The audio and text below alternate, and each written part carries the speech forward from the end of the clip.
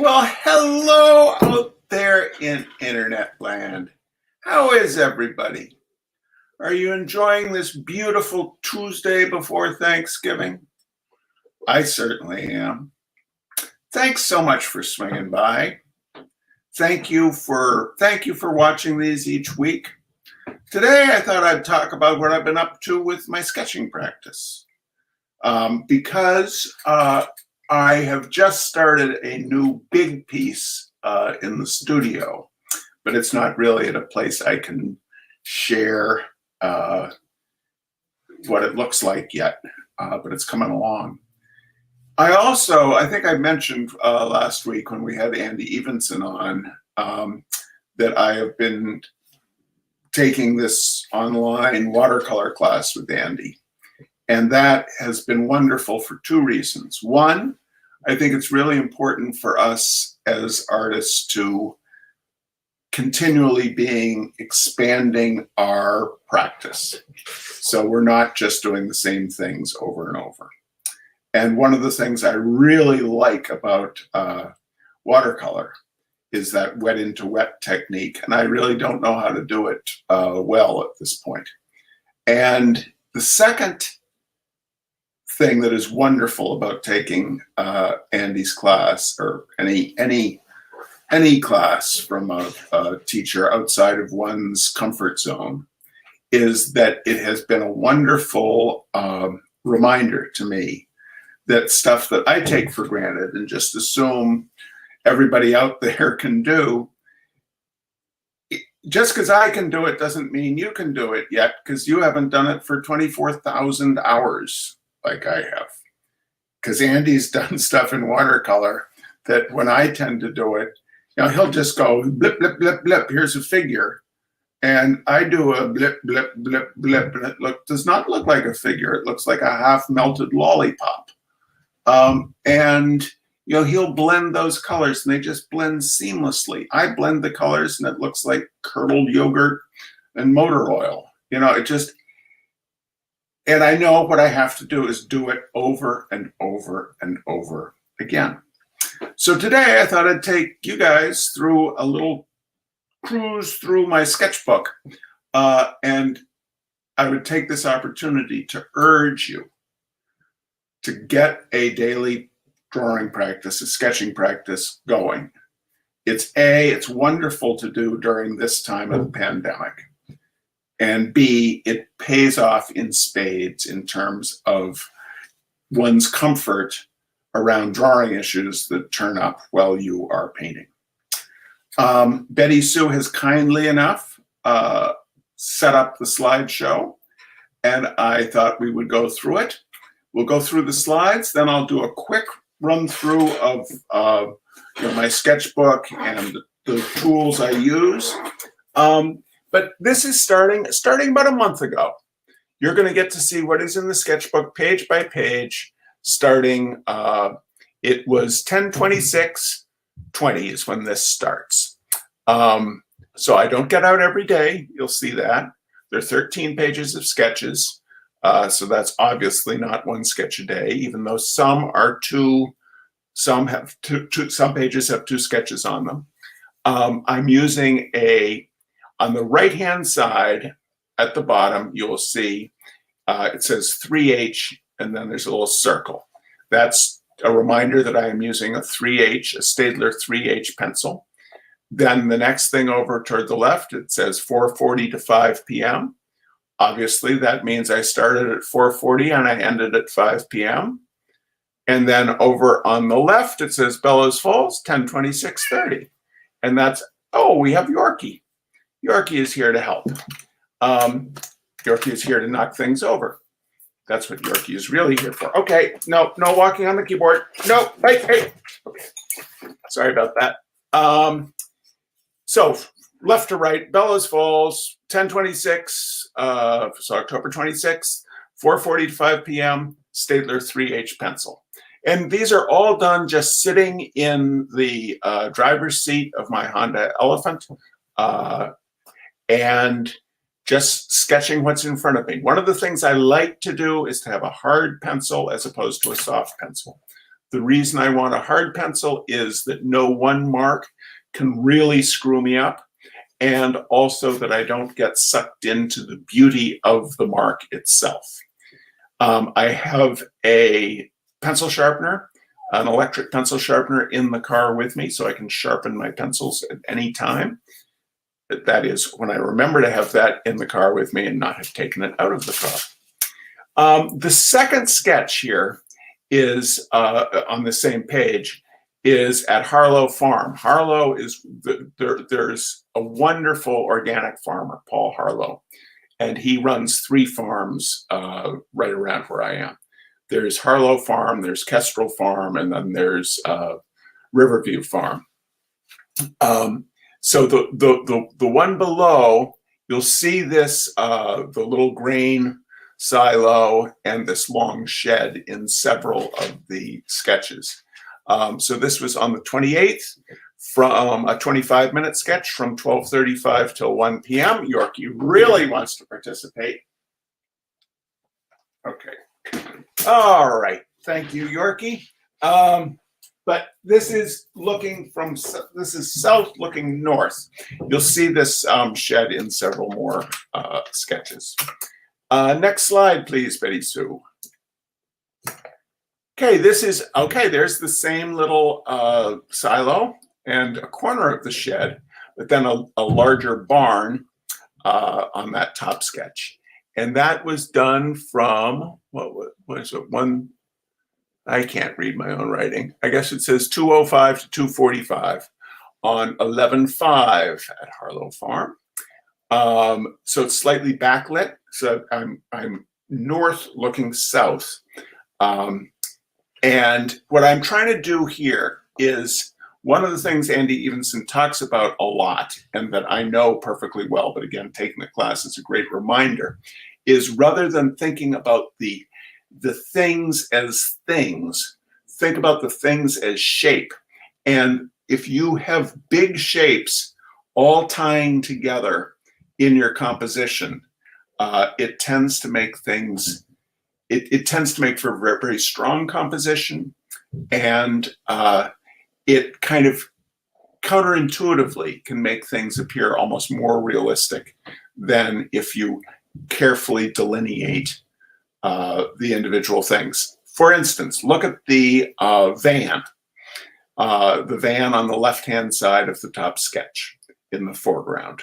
That's just, I'm doing a negative shape, you know, the positive shape, the side of the van, the light that's getting the light.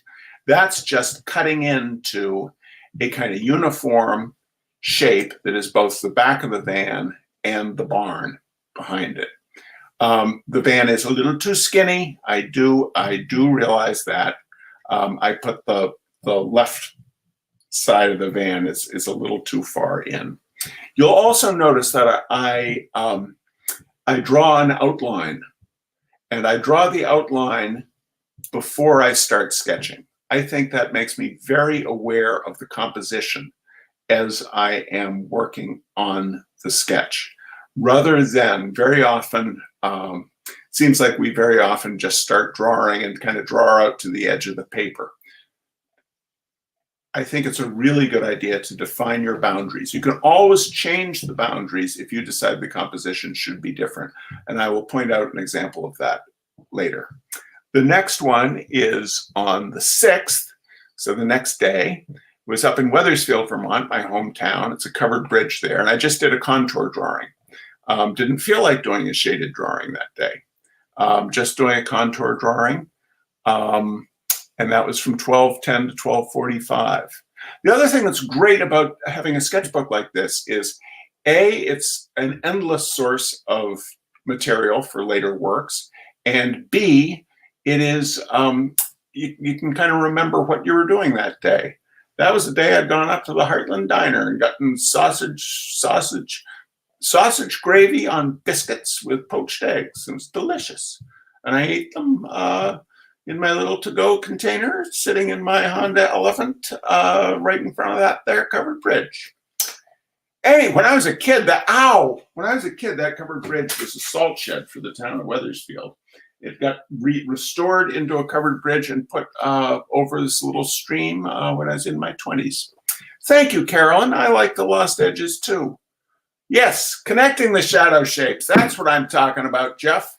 That's what we're doing. And look at that, everybody, as this continues.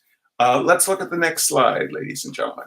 It's connecting the shadow shapes. That's what we're doing, except not on 11.7. On 11.7, it was another contour drawing from 4 to 4:30. And it's just doing the shapes. So not shading in any of the shapes, but just trying to get the drawing right. One of the things that's great about Barnes is the forms are simple. I mean, they are the, that basic drawing exercise of cones and cylinders and rectangles and cubes. And you got to get the perspective right. And by doing a contour drawing, it's a wonderful way of doing that. Look at how I'm doing the road that goes from the foreground way off into the background. Just trying to get the shape of the thing rather than really detailing the thing. And that was the day that finally the election got called by all the fake news networks. Yes, Betty Sue. Betty Sue's just private chatted to me, say, remember to say, or she likes how in workshops, I say that leaving out info in the drawings helps simplify the paintings. And it does. It does. It helps you concentrate on the big masses of light and dark. Next slide, please. Well, Melissa, I have several pencils in my little arsenal, and I will go through them at the end. Virtually all of these are done with a Staedtler 3H. It's just the one that I have found works best for me. It's hard, but it is soft enough that one can get some nuance in there. So this was on the 8th. I really like this little feed silo. It's for the girls, I believe. I think it's for the girls. The girls are the laying hens. But I actually don't know what it is for. 315 to 405. This was a long one, but it's pretty detailed. You see, I was doing the corrugations in the tin roof and the corrugated sides of the feed silo, and just I was having a good old time. But again, look over on the right-hand side, the two sheds. I do not delineate in the shadow area. There's the shed that's just barely peeking in on the right, but then I lose the edge between that shed and the shed behind it. Thank you, Jeff. I think it is a damn good looking feed silo. I could draw it just like Monet had those haystacks. I can do a feed silo. Next slide, please, Betty Sue. Here I am back at my favorite spot. The van is to the left of the drawing. Once again, I'm going to point out drawing that rectangle. So I've got my composition laid out, or I've got the borders laid out. And so I'm drawing right to the edge of the borders. Again, working on the angles of that smaller building in front of the dominant barn. It's tricky, and sometimes I get it right and sometimes I don't. Even though it's single point perspective, it's tough, but I'm pleased with how the road is curving from the foreground. And you can see that where I am directing the eye is toward the barns and then those greenhouses behind the barns.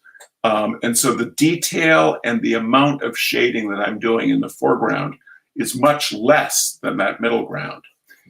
It looks like super simplified values. Do I choose to do just a few values? By default, I do because of the hardness of the pencil that I'm using. If I was using a softer pencil or a variety of pencils, it would be easier to get a much greater range of value. I am trying to keep the values in a limited range. I like that look. I like losing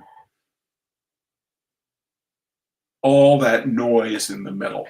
I like the power line too, Gabrielle. Now, okay, straight lines. I will very often, Betty Sue, can you go to a full-size screen of me just for a second? Yeah, back up there. I will, just using the cover of my book here, I will often hang, let's see if I can get something quite here. This is very hard to do backwards, but I will hang my thumb on the top of the page and put the pencil down and go like that at times. And that will give me a really straight line. Does that make sense? Use the edge of your sketchbook as a straight edge. I'm sorry I can't show that better, ladies and gentlemen. But there you go. All great advice is shrouded in mystery. Let's go back to the slideshow.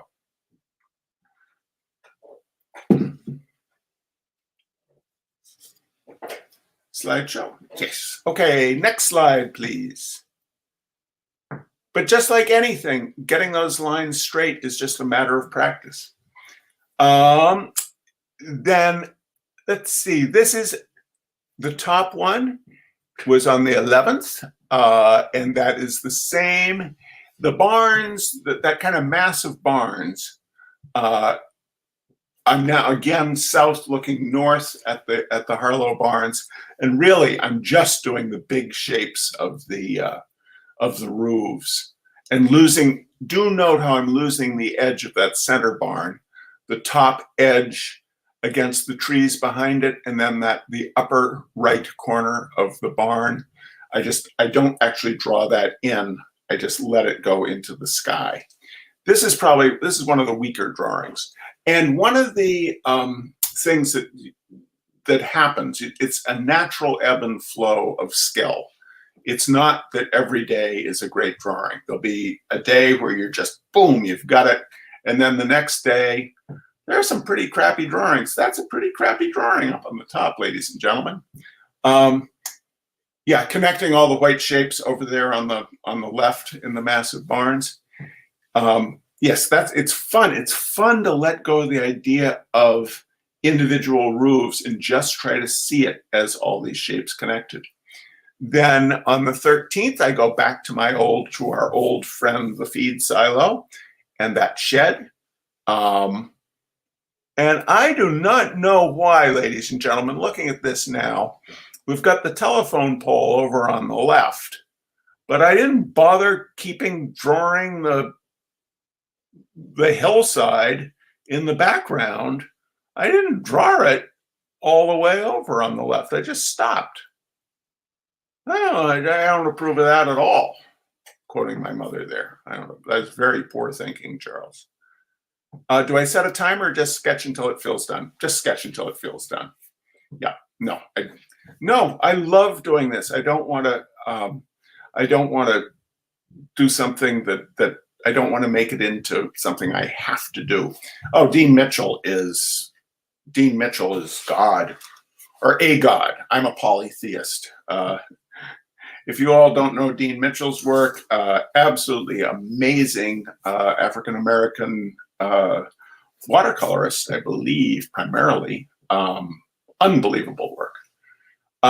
Next slide, please, Betty Sue.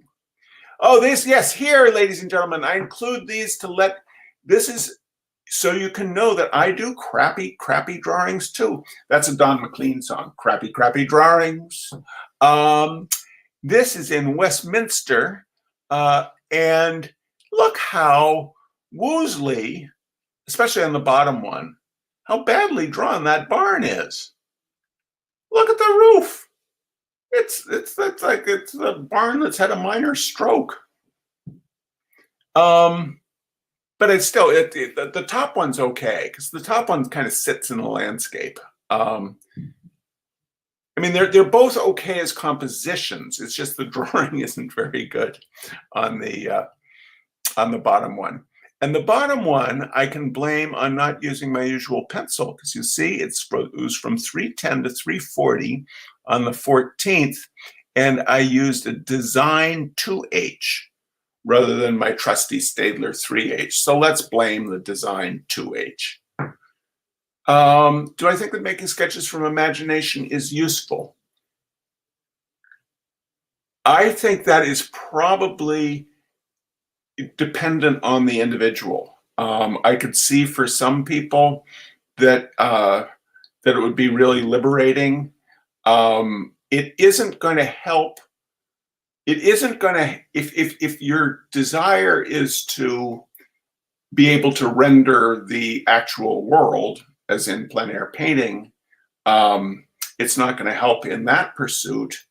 But I think anything that gets you putting marks down is helpful to one's artistic practice. Next slide, please, Betty Sue. This is tough. This is tough. Anytime you want to really challenge yourself, curve in a railroad tracks is a really good way to frustrate yourself, because what we're actually seeing, we know what we're seeing, which is tracks on a wide curve. What we're having to draw is a really sharp shape that our brain does not think that that is what it should be drawing. The brain wants to describe to the viewer what it is seeing, and what one is having to draw there does not at all feel like the reality that one sees. This is down by Harlow's, the railroad tracks with a signal. That's that black circle and then a silver base. That's a United Signal Company target signal, and those are fairly antiquated. They're kind of disappearing from the American landscape. There's still a lot of them, but they're disappearing. And actually, a bunch of railroad signals and crossing gates and stuff are going to be kind of the nominal subject of my show at the Brattleboro Museum next year. My curator, Eric Aho, has settled upon that as what the common thread is going to be. But I urge you to try drawing a railroad track curve from life as opposed to from a photo. It's really fun for the brain. Then also look at how I'm simplifying the trees on the left, and then utility lines. I love utility lines over on the right. So basically everything in the composition is taking us to that center point, right? The hillside, the tracks, the utility lines, everything is going to that point. And that's part of the great thing about doing sketches every day also. Don't think about the thing itself. Think about the larger composition. Next slide, please. Now I've moved to Kestrel Farm, which is the second of the Paul Harlow farms. This is where my friend Pat Machu lives, who makes great hot sauce. This company is called the Peppertorium. You can find it online. Look at on the left-hand side, the tree and the tree branches, the simplification of that form. By just having that values sketch, that value differential between the darkness behind the tree and then the tree itself not having any detail in the trunk, it really conveys, I think, the light, that afternoon, November, on a sunny day, afternoon November light hitting that tree and those road signs. How large is that sketch? It is probably about 8 inches wide by 4 inches high. And again, so it's a half hour just trying to get down the basics of what is in front of me. There's the shadow forms that go across the bottom third are maybe a little too stylized, especially in the center there. I'm not wild about that bit of it. But how do I keep my sketchbook open and steady while you sketch? That's the nice thing about using the sitting in the driver's seat of the car, is the steering wheel basically is the what I'm propped up against, and I have good enough sketchbooks that lie flat. Ideally, you get a spiral sketchbook, but I happen to need to use up a couple of these. Next slide, please, Betty Sue. On the 19th, this is almost like a contour sketch. Very fun to do clapboards, I think. Nicely sway-backed building. That means the foundation sill is probably rotting and the whole thing will collapse in a little while. And Betty Sue says, "Will you do another mini sketchbook giveaway at the end of the show?" And I say, why not? Why not? Anyway, there's not a hell of a lot to say about that one. Just again, oh, well, look at how compositionally on this, this is a portrait of that building, right? Totally just straight on, no tricky design in this. You want to come up? Charbonneau wants to say hi. Hi, Charbo. So it's just a portrait of this building, which is nicely, it's kind of symmetrical, but then it's got that great shed on the left-hand side. But then I've simplified the buildings behind it into just these rectangles, right? So it's keeping it really simple design-wise, but those rectangles stitch horizontally. They stitch the building into the sides of the composition as well. So it's not just a building sitting there. It's anchored by the white rectangles on either side of it. Also note that the darkest darks in the background are down at the base, and kind of the forested hillside behind the tree is just a gray tone that really is kind of graduating lighter up to the top. Also, I think it's nice to have the interplay of the bush on the left-hand foreground, that's a natural element, against the utility pole and transformer on the right-hand side. So it's a thing of God, i.e. thing of nature, the bush on the left, thing of man, the transformer utility line on the right. And then you've got this thing of man, which is this building, but it's starting to be affected by nature, by gravity, by time, and getting more and more sway-backed. The more I look at this, the better I like it. All right, next slide, please, Betty Sue. And here we are back at Kestrel. My drawing is starting to get pretty good. This is on the 20th, 3:45 to 4:30. Little farm road, a lot of mud. Once again, I have let go of the upper right edge of the barn against the hillside. You see that the shape of that roof is defined by the shadow sides, the hillside behind it, and then our brain fills in the right-hand corner that I just left out. I also, for those of you wondering about hills, look at how I broke up it's not a smooth curve of the field in the foreground to that kind of middle area with the undergrowth. I broke that up. Very often we'll kind of draw those as very smooth areas, but by having those little indentations, I think it makes it clearer. It makes it more believable. Not crazy about the darkest dark, The darkest dark are those windows and the White House, and they're a little too dark. And that, ladies and gentlemen, is why I don't use a soft pencil. Well, thank you, Jill. I'm here to share information. I am lucky. I am lucky that anyone cares to look at my artwork. So it feels, it's an honor. It's an honor to share information. Thank you, Suzanne. I'm glad I'm inspiring you to get back to your sketchbook, and don't worry about sucking at the beginning. I am doing dreadful watercolors, and I will share them with you at some point. Thanks, Betty.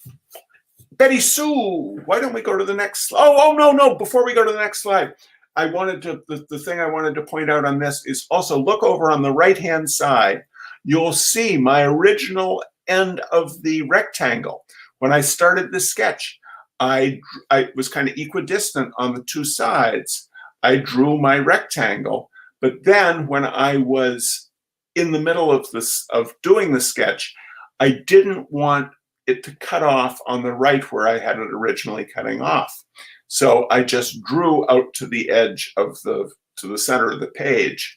And because I felt like the dominant shape of the barn was too dominant unless I gave it some more space over on the right-hand side. So that's why I say, yes, draw the rectangle, but then you can always change it as you keep going. Yes, I like that too. I like that too, Susan. Next slide, please, Betty Sue. How much does this differ from what I saw? Oh, there was a lot more going on in what I saw, and the trees had a lot more branches, Gabrielle. It's pretty similar though. Next slide. So here we are. This is getting closer. I'm getting less intimidated by the barns. I'm sneaking up on them, ladies and gentlemen. Pretty happy with this one. Again, this is still just using my 3H. You know, I'm really just trying to get the architectural forms. Not worrying about that's like a little gator-like you know, farm van to the right of the right-hand corner of the barn. Not worrying about getting the detail of that. I've just got, you know, it's a light rectangle with kind of a little cab shape and then a dark undercarriage. Just trying to keep it simple. Trying to get the branches basically right on a sugar maple. That, ladies and gentlemen, if you're not from New England, sugar maples, the tree on the right is a sugar maple, and then the tree that's sort of shaped like a filbert brush behind the house, that's a sugar maple too. They've got a beautiful filbert cat's tongue shape to them. The house on the left, hang on a sec. Right, can you put that back up, Betty? So same question as Gabrielle. Do you draw exactly what you're seeing, or do you change the shape of the hills, for example? Generally, I try to paint what I am seeing, just because what I am trying to do with these sketches is document. It's an exercise, and I'm just trying to put down what I am seeing. In the studio, I might well change things. Actually, Betty Sue, can you go back one slide, please? This one, the barns are actually further away from the house than I had them. There's just kind of a large area of hillside and undergrowth. So probably I snipped out about 20% of the space between the house and the barns, the house in the center and the barns. It goes trailer, shed, house, other shed, barns.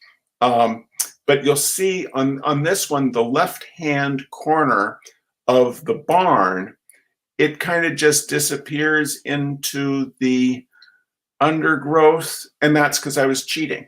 I don't love changing things in sketches because it's making one's own life easier. If I did a painting of some of those, the barn back with the grain silo, you don't have to go back to it, Betty Sue, but if I did a painting from those sketches, I would probably drop the horizon line of the hill below the eave of the barn coming down, because those kind of meet up, and that graphically, it's not as doesn't look right if everything is meeting up in the same place in a formal work. But this is my practice, and trying to outsmart God never works out that well. Next slide. Let's go forward again. And this was yesterday at Kestrel. I have been given permission to wander around there as much as I want. It was beautiful, hot, not temperature-wise, but light-wise, that late afternoon light. And again, see, I'm very happy with this. So this is about a month since I started seriously sketching again. And that feels to me like a pretty good drawing. I've got the hillside on the upper right-hand side, and then I let it just fade out to nothing as I get over to the left. I let the roof be defined by the other parts of the roof over there on the left. So I use that technique again. The drawing feels pretty correct between the two wings of the barn. I like the way I'm doing the windows. One of the secrets of doing windows, ladies and gentlemen, is never do windows, any two windows exactly the same. If you do them all exactly the same, they will either look cookie cuttered, or any errors in your drawing will really be easy to see. If you look at the window that is to the left of the peaked structure in the center of the barn, that window is actually a lot taller than the windows to the right of the peaked structure in the center of the barn. But you don't really notice that. It's taller and lower, but you don't really notice that because the treatment of the windows is each one is slightly different. Yorkie is now wanting to attack the table. You want to come back up here, Yorkie? Come on. The way I make deliberate choices about to shade but leave white in my shading directions suggest I have a plan in mind before I start. No, these decisions evolve as I sketch. For instance, the roof of the wing on the right really had texture, visible texture. It was quite rusted. It had visible texture quite similar to the peaked roof in the center of the barn, which is in shade. But I thought if I darkened that roof down, I mean, I love the rust on that roof, but what I really wanted to do was give the sense of the light and the shadow. And by knocking the value down on that wing of the roof, I thought it would weaken what I was trying to do. The last thing I would really like to point out on this is the simplifying of the shapes in the foreground, in the right-hand foreground, getting closer to us, the viewer. There's like a beehive, so that's just a rectangle. There's, I think it's a garden that is behind the beehive, and that's just suggested by the outline shape and the vertical hatching. And then the bushes are a really good thing. Bushes and trees are a wonderful thing to practice, just because they are. We tend to draw what I call hieroglyphics, which is this kind of the symbol of trees to convey the idea of tree to a viewer, and it ends up looking like broccoli a lot of the time. Yep, that is the lost roof again. Anyway, so that's I believe is the last slide, correct, Betty Sue? So why don't we go back to full screen, and I'll quickly run through the materials I use. Interesting advice about the windows. I've spent a lot of time making them perfect and always hate the result. Well, there you go. Yorkie, you need to get down. Yorkie's turned. into Velcro. Ow. So the sketchbook I am using, the important thing about sketchbook is just to get something that lies flat. This is the company, it just says Art Alternatives. I don't even know where I got it. But it lies flat. I'm left-handed, and so I have it, I have it open up, and I draw on the left-hand page, like that. Do it what's right for you. I am an ambassador for Royal Talents North America, and they're kind enough that they have sent me a whole bunch of their different sketchbooks. I'm looking forward to using this one. This is an Amsterdam. They call it Amsterdam All Acrylics. Ultra smooth, acid-free, long life paper. I love the shape, the rectangular shape. The paper is nice and heavy. I don't think it's going to be too smooth. I may like something with a little bit more texture, but I love spiral bound. That's going to be my next sketchbook. In terms of pencils, this is the Staedtler 3H. This one's obviously, I've used up about a quarter of it. Always keep a very sharp point. God, there we go. That's most visible. That's about as dull a point as I would like it to have. I also have this plastic Staedtler eraser, and I use that. I need to square off the end again because it gets rounded. You can see it gets kind of rounded, and it's better when I can get a nice tight thing to correct with.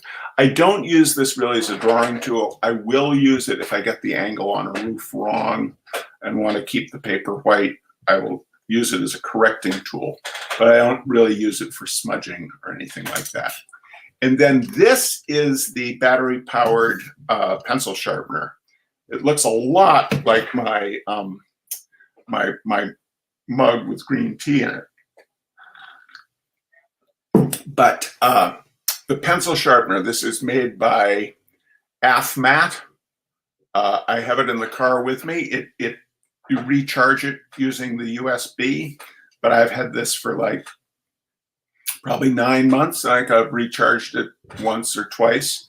It is wonderful. See, it's got, you can turn the dial and it will give you points of varying lengths. Because I got it for my charcoal pencils. Look at this, ladies and gentlemen. Here, we'll put it right on my head. This will sharpen charcoal pencils without snapping off the point. Definitely worth it. So I think it's about $30 or so. You can get it on my website. I am an Amazon affiliate.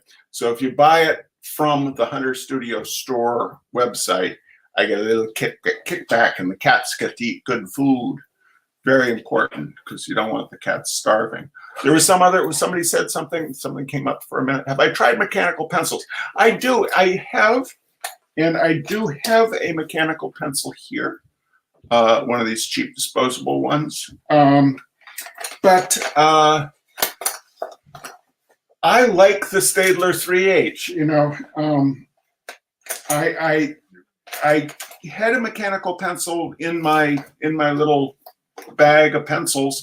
See, this is a bank cash bag, and then I've got a piece of cardboard inside to keep it rigid, and I have not had the problem with the points snapping off in there. But again, find out what works for you. Everybody's different. I don't think I've got a. No, I don't have a mechanical pencil. One of the barrels or anything. I don't have it in there right now. Coffee for painting, tea for sketching. Well, coffee, 2 cups of coffee in the morning, and then green tea. Because after a certain point in the day, coffee just taste kind of goes on you. One of my favorite quotes from a short story from a Barry Hannah short story called Constant Pain in Tuscaloosa.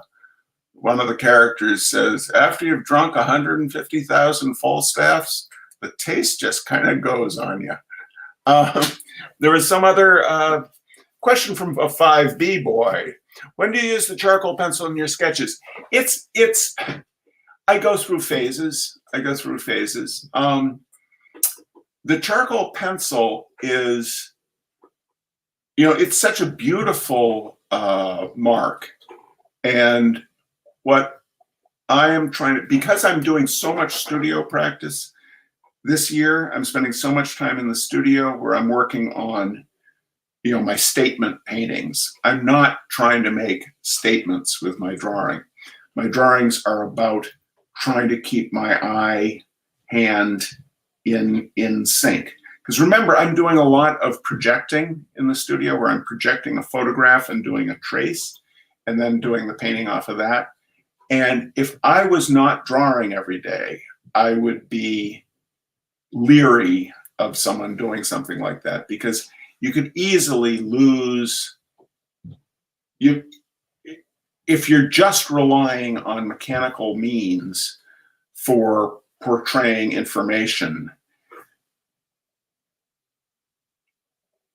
I would think there'd be a very good chance that you could start doing some very mediocre work.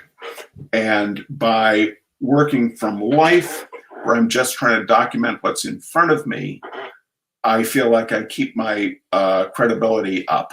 I keep in shape, even though I'm doing this cheating stuff in the studio. But I'm working big in the studio. The one I'm working on right now is a 3 foot by 6 foot. So to get the proportions right, it's just as easy to project. But I do think it's equally important to keep in practice with actual honest representation. The last thing I wanted to say, ladies and gentlemen, we're going to do 2 little commercial plugs. One, visit the store, get your reasonably fine artist shirt for Christmas, for loved ones, for Hanukkah, for whatever holiday you want. That's at the Hunter Studio at hunter-studio.com. And also, ladies and gentlemen, my beloved, the great Betty Sue, tonight at 6:30 p.m. Eastern, 6:30 Central, 7:30 Eastern, she has Betty Sue's Nobody's Happy Hour with the great Texas musician Billy Crockett. Nobody's Happy Hour is a wonderful way to spend an hour and a half with the spinning wheel of misfortune. She spins it, and it may land on something like audience request cover, and you can request a song that if neither of them know, they have to look up the lyrics online and then make up a tune and play the song on the spot. Stuff like that. Really, really fun. You can join her over at her Facebook page. It has links also on her webpage, bettysue.com. She also just did a weekly planner for next year that I think is fantastic. It's both for planning your day-to-day schedule, but then also has kind of creativity exercises worked into it, and things like you'll note each day the thing you're particularly grateful for, stuff like that. It's a really wonderful way of getting organized for 2021, because we gotta make good stuff happen in 2021, ladies and gentlemen, because boy, we botched up 2020 pretty darn bad. But anyway, so come on over to hunter-studio.com. It has a link in the store to Betty Sue's planner, or you can go to workplayeveryday.com and visit Betty Sue's webpage, bettysue.com. Okay, that's enough flogging of things. I hope this was helpful. It was a joy sharing this with you. And let's give away, I'll give away a couple more of those. I'll give away 2 more of those little pocket-sized Royal Talons sketchbooks. So leave a comment and I'll just randomly choose a couple of people. I'll be in touch with you and get your mailing address, and we'll take it from there. Thanks so much for joining us. It's an honor. take good care, wear the mask, put up with it. There's light at the end of the tunnel, ladies and gentlemen. Light at the end of the tunnel. Bye-bye.